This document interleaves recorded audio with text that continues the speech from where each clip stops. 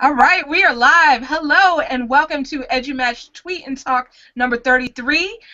We are very happy to have you here. So follow along with us on Google Plus at bit.ly/tweettalk33, as well as on Twitter with the hashtag EduMatch. Speaking of EduMatch, if you want to be the featured EduMatch person of the day, just check us out at our website at edumatch.education and just fill out the Google form that is located there.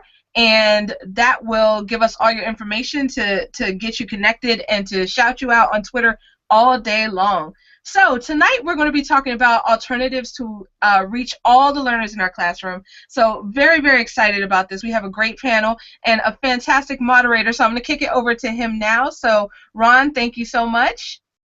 Hey, thank you so much, Sarah, and it is a pleasure to be on EduMatch.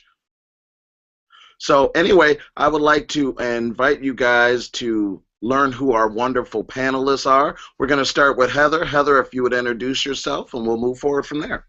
Okay, my name is Heather Gauck. I have been teaching special education resource for 22 years in West Michigan and in an urban setting, Grand Rapids Public Schools. Great, awesome. Rachel, would you share? Good afternoon and evening, everyone. My name is Rachel Pierson. I am currently serving in a very small district compared to Heather's. We are in a rural area. We have about 650 students in our K-12 building, and I am currently serving as a STEM teacher. Phenomenal. Susan, would you introduce yourself? Maybe. Well, what we're going to do like this, Susan, don't be offended. I'm going to bounce to Valerie and see if Valerie could introduce herself, then we'll come back to Susan. Hi, everyone. I'm Valerie Lewis, an educator here in Gwinnett County, Georgia. I've been an educator for about 15 years, and I work with 10th and 11th grade language arts special ed students. Awesome. Susan, it looks like you're ready to go because I know you were changing devices when we were first getting started. I'm Susan, here. all right, Susan, if you'd introduce yourself. I work for the Office of Library Media in Prince George's County. I am working at getting maker spaces into libraries across the county. We have a couple up and running, and they're all trials, but a lot of fun. And I've presented a couple times on what we're doing, so I sort of have my act together a little bit. You guys got your act together. And I apologize because I just took the mic and started running with Sarah. I don't know why as many times that I'm speaking in front of public that I'm like nervous as a wet dog today. So I apologize to everybody. I didn't introduce myself. I'm Ron Madison, and Flint, Michigan is where I teach. I've been in education for 23 years. 18 of those years was elementary inclusion special ed. So I got to slide in and out of everybody's classroom. Then I went to doing extra things, one-on-one coaching and things like that around the state. Now I work for the ISD in Genesee County, and so I get to again travel all throughout the county, and we have other sites. Last year we had 14 sites throughout the state, so I would travel up to 5 hours to get to a school site to help them out. This year we have a site up in our UP, which is about an 8-hour trip one way to get there. So those are some of the things that I get to do, and I just love to be a part of this. So thank you guys so much. Let's see if we can get started with what are some of our questions. And the first question is, what are some of the alternative or other traditional methods that you guys are using to reach your learners? Who'd like to get excited and get going? I can call you, but I want to just see if we get... Valerie looks like she smiled first, so we're going to bounce to her, and then we'll go from there. I read body language. 80% is nonverbal, guys. Well, I will say that the alternative to learning in my classroom is connecting other teachers and other students within our classroom. So currently right now, Annabelle Gonzalez, who is outside of North Carolina, she and I are working on what we call blog buddies. And so we have our kids blogging through Blogger, and we connect our students. So she has ESL students, and my students are resource special ed students. And at first she thought that you know what, I don't know. My kids speak, English to a minimal. And I said, well, you'll be surprised, my special ed kids, if you see their writing, you think they speak English to a minimal as well. But with the connections that they are making, the kids are so excited to be able to comment on each other's blogs, have an authentic audience, and then the relationships that they're forming, they're realizing that they have so many commonalities between themselves and these students that they've never met before that live in North Carolina. So for me, that's one alternative to the learning situation or the traditional classroom that I think is phenomenal and working, beyond my wildest dreams. I'm so excited to be doing this with Annabelle. Awesome. Susan. See, I am reading body language right. I'm feeling good about it. I was like, go to Susan. There you go. So I'm not in a classroom, but I have hooked up with a couple of schools and classes, and mainly in the library, but also with a couple of classroom teachers. So why don't you repeat the question again before I go off on a tangent? I'm sorry. Say what? No, you're fine. If you could share with us some alternative or other ways that you're doing traditional methods to reach your learners. Okay. So one of the things that we're doing, and basically it's within the confines of what we're calling a makerspace, is using code.org, and we're bringing in some of the literacy pieces. The kids were, this is a huge ESOL population, and I'm not sure that they really were struggling with story elements, because when we started doing it and started talking about it, they pretty much had it. I don't know if it's just the testing piece or what, but in code.org, just in course 1, you can get to a point where you can have them defend their story elements in a little coded story that they wrote. So that's one of the exciting things that we're working on right this minute.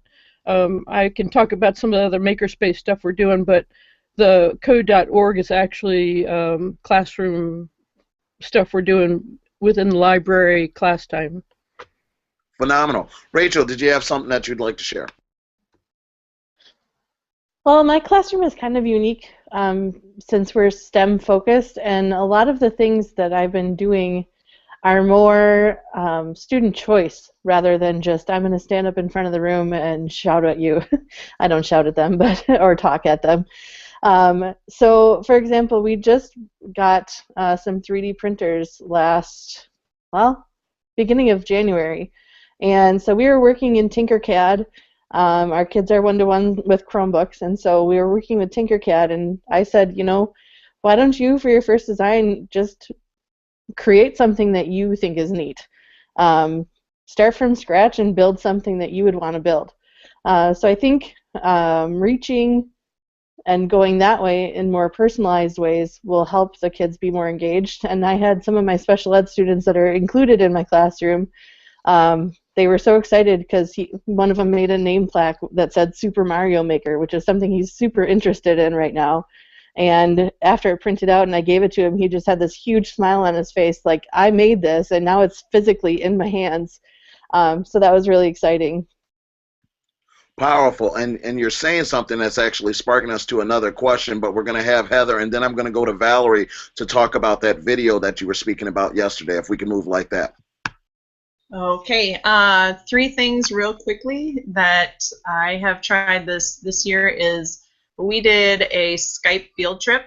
So our students, can't really get out of Grand Rapids. So we did a field trip down to North Carolina to learn about alligators, and it was just amazing. And it was relatively easy. Another thing that I do weekly is I push in with a cart of iPads. So during my students' resource time, for those who have very high hours, I push into the classroom for inclusion. And instead of just teaching them, I teach the whole class. So in that, I guess since they really have been working with iPads with me, they can sort of shine in the classroom. Because they might be a little bit more knowledgeable in the iPads. But what I have been doing is with the iPads, we create with it. So when we are talking about vocabulary words, instead of just doing flashcards or something like that, they have to create pic collages. And so we do a lot of taking pictures and explaining and using their voice. And so that really is very helpful, I think, to students who have a very difficult time with writing.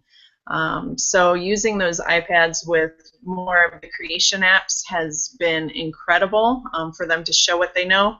And then just this year, I was able to get a Dash robot, which is also along the coding. And so the kids, it's just amazing to me that my students who are resource and they have different disabilities just are so engaged, and some of them really amaze me with what they can do with the coding. So that's just different ways, alternative ways I have been teaching.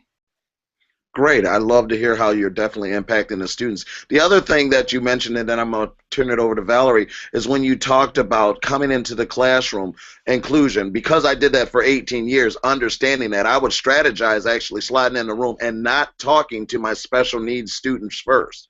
Yeah. That I would strategize and move around the classroom, just because when other people were observing, it would sort of have to scratch their head, who is the student with the IEP? Yeah. You know, and I think if we're doing it that way, you shouldn't be able to just look, oh, they're getting all the attention, they must be the one with the need. So we definitely have to think that way. Valerie, you had a wonderful video I know that you were sharing. Could you share some more information about that? Yes, so with this video, and I forget the gentleman's name that was in the video, but he's like the youngest pilot that did like a I guess it was a fly around the world. It might have been as recent as last year. But he's working with some students out of Dade County, Miami, Florida. And these are the kids that you probably typically would not expect to be part of an aviation school or engineering program. And these kids built an airplane from scratch, engine and all, put it together, and he decided that he was going to fly this airplane. And so when we think about the stereotypes that educators, administrators, community leaders, business leaders may put on certain students, it's disheartening, first and foremost. But I think a lot of times it seems like most of us on this panel here even have some special education background. When we think about how our schools are designed, there's always the special ed wing, you know, where those kids are secluded and segregated from the rest of the building. And we don't expect much out of them. There are outliers. They're the ones that impact our test scores in the building, and it's almost as though people say, hey, we have these kids in our building because if we don't have them in our building, we're going to get into some type of trouble. But we don't provide the resources and the tools, and we don't really expect much out of them. And so just to see this video and how inspiring it was to look at these students that were all minority, you know, they were Hispanic, African American, and to think, wow, the endless possibilities. They could not have gotten that experience out of a textbook or simply reading what it was like to fly a plane or what it's like to build a plane. But for them to actually do and see their teacher get into this plane and fly it in the air and take off, I mean, that's priceless. I don't know what idiots run school systems, but some people need to truly get a clue that we have to stop being the barrier for students. We as teachers have to stop getting in kids' ways. We have to step out of our own insecurities and our own disbeliefs and say, you know what, give them that ball, let them run. They might teach us a thing or two. And so it just warmed my heart so much just to see these kids that people probably said couldn't do. They probably aren't the strongest kids academically, but they were given an opportunity to do something different. And by far, if they were in my class, they all get A's. There's nothing I would have been able to teach them beyond what they did. They've passed the course. Well, and so that was just amazing. That sounds phenomenal. And Cynthia just put in the Q&A that those students were stoked. You know, and that's one of the things to realize, that when you allow the students to not know where the barriers are, they will actually reach the sky. Some of those things, let's ask this question. So what's some of the ways that you've reached your students in alternative ways that just surprised you and said, you know what, that was a good idea? Because traditionally, you don't get it from the textbooks, but you do get it from the interaction with those students, with their families. So who would like to share for that? If you just give a thumbs up or just kick right in, let's go.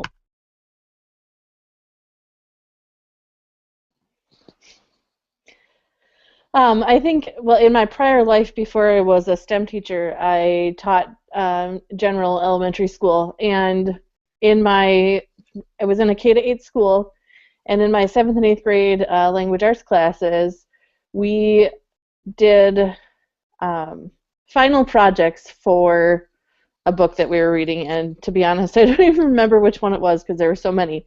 But the biggest, I hate just giving a final test at the end. I just think it's bleh. I don't like correcting them. The kids don't like taking them. So I said, fine, we're doing a project. So I left it pretty open-ended, and I said, here's the things that I want you to show me that you know how to do.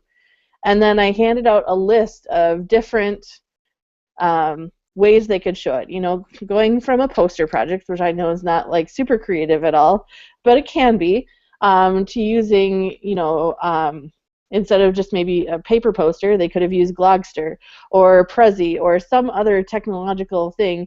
And I just said, here's a list of all these different tools that you could use. Look into them, pick one, see which one that you like best to present the information that I'm looking for to show me that you learned something from this book we read. And there were some great things I think I still have saved on my hard drive from like 5-6 years ago that I just couldn't bear to delete the file because they were just so awesome projects. Awesome. Heather, you look like you had to twitch, like you had something that you wanted to share.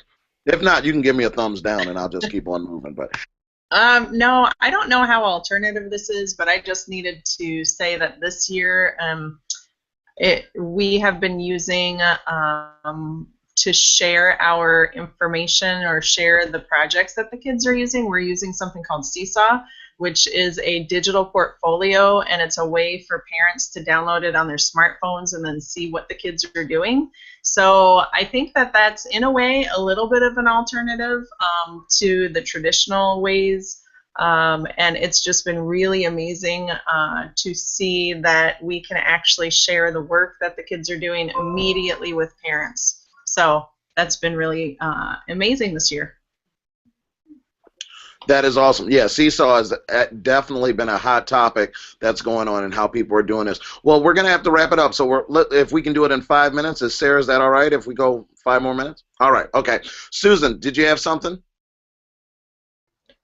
Yeah, I think I wanted to say two things. One, our kids just put together their first maker fair, and I don't know how much you guys know about maker spaces or any of that thing, but it's basically the premises is that they've been working on projects, learning how to do circuitry using conductive thread and conductive copper tape, and then things like include that in things like they've made hats and they've made bracelets and they've made there's a lot of things. I won't go into the big long list, but the culmination of that is them actually demonstrating the things that they've learned.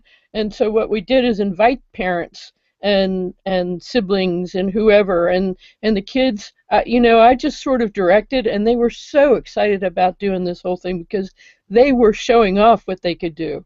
And that real life, that's formative assessment if you look at it right. If they can teach somebody else, right? You learn what you teach. So yeah, that was very exciting. We're going to do it again, and I'm hoping that we can do it in other schools if we can get.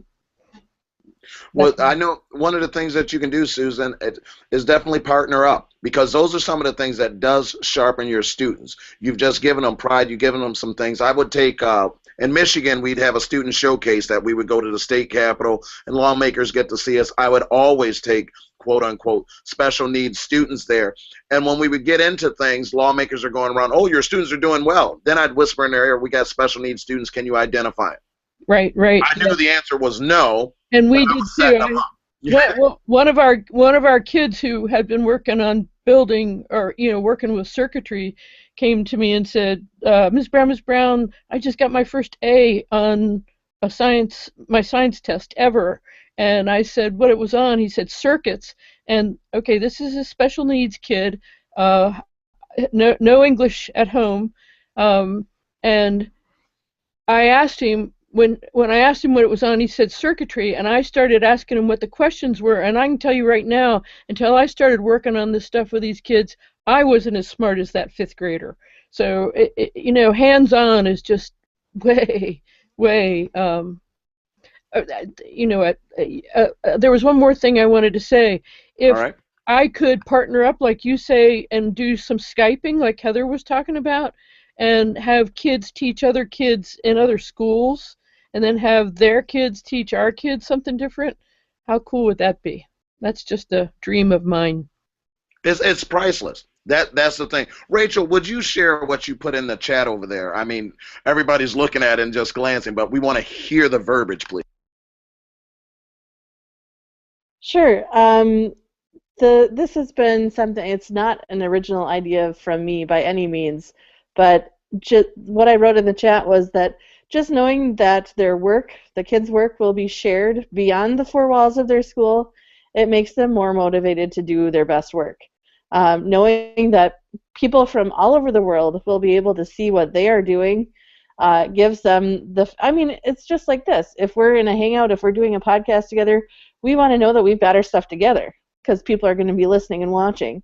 It's the same for the student. If they know that their work is going to be out there, they want it to be the best that it can be. And then when you get to that part, we have to celebrate. We can't be afraid to celebrate the small things because we don't know how small it is to us, but how large it is to the students and their family. So we have to do that more. We have to, when you say you have things stuck on your hard drive because you don't want to get rid of that, it's time to celebrate. If you could find a way to reach back to that student and say, do you remember this? I remember one time, and then we're going to let everyone have just one more statement they'd want to say before we sign off, and then I'll turn it back over to Sarah. I had a student with a speech impediment, and we would record their speeches, but then we would edit it first and then play it. And the student was amazed themselves of how clean they were able to communicate with their classmates because they didn't stand up and do a live presentation. We recorded it. We had the students edit it. I showed them how to use the tools. They went forth, and then and you just saw them just cheesing. They were so prideful and thankful, and classmates like, that was you. Oh my gosh, that sounded great. And so we just had to celebrate those things. And I would get administrators and people to walk through and say, hey, you need to listen to this. You need to check this out. This is one of our students. They're going further. If we're not having technology to make things easier, we're not using it in the right manner. So we're going to go back around. We're going to start with Heather, Rachel, Susan, Valerie, and then we're going to turn it over to Sarah. Just give your one last statement of how it is to be able to impact our students and the family members and special ed as well as the general ed. Heather? Okay, I just really think this year it's been amazing to impact now, instead of the 20 on my caseload, 130. And that is just with that seesaw and with pushing into the class and knowing that, every student, if every student could have an individual educational plan, like the IEPs that my students have, I think that would just be amazing. Obviously, we don't have enough time to do that or enough staff, but just looking at each student's strength and then also building upon that and also helping them with what they need. So it's been fun. That would be powerful, that statement right there. That actually be caring about all of the students because no student has it 100% on every level and in every area. So I loved how you put that. Rachel? I think for me it goes back to knowing and believing and projecting to everyone around you, especially students, that everybody has the ability to learn new things. And the fact, like Heather said, if every kid had their own IEP, if every kid has decisions and choices about what they want to learn and how they can show their learning according to the standards that we have to cover, it's going to make them more driven to succeed in their own work and their own life in the future. To have that belief and show them that you believe that every student has the opportunity to be successful in their learning is super important to me. That was powerful. What I heard as a recap, if we can strengthen kids in their areas of weakness, they will become stronger students. So that was powerful. Susan. You just want me to sing to you. That's all it is. I've been singing all day at church. So come on, Susan, drop it like it's hot. It's a beautiful day in the neighborhood. Come on. Didn't you see my mouth moving? It was just my microphone was but you sing well, thank you. Basically, what we're doing is working with these kids to work together and not to, the big thing about not bullying is one thing, but what we're trying to do is go on the other and get the kids to work as a team and use what each one of those kids has strength in. And I think that basically Heather hit the nail on the head with, working together is what they're going to be looking for in the future employment kind of pieces. So seeing their strength. That's phenomenal, Susan. I know I always do these recaps over everybody's statement, but encourage versus discourage. That needs to be a lifestyle. And if everybody learns that, then there'll be a better environment totally. So, Valerie. Absolutely. Be a rebel teacher. Don't play by the rules all the time. I find that repeat that one. That one. She dropped the mic on that one, but don't just finish the statement, please. I think a lot of times when we're playing by the rule books, we're the hindrance. And so once again, it goes back to what Rachel says. Let's make this student-centered. Give them choice. This semester, I didn't give my students a syllabus. I asked them what were the things that they were interested in, what did they want to learn, and as a result, I told them my homework would be to find the standards that I could align to their interests, so that way when an administrator walked in my room and realized we weren't using those dusty old textbooks, I could justify that they were still learning and we were still meeting the standards. So as an educator, if you're not continuing to grow, if you're not continuing to connect with people outside, then you might need to step to the side because we're doing the students a disservice. And differentiation pretty much means that every student has their own individual educational plan. And so we must be rebel teachers. It's time to shake things up in education. It is time to shake it up. So let's do that. You know what? And because of that, that's why we're going to have to turn the mic back over to Sarah, because that's what Sarah has been doing to give us a platform to really shake up education across the world because of how the educational, I call it Captain Crazy, the way that we do things. I love the idea of having an IEP for everybody.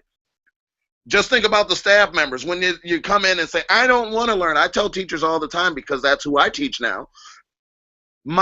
Be your model student. What would be your perfect student? I want to see it. Because believe me, administrators and teachers are my most special needs people that I work with at all times.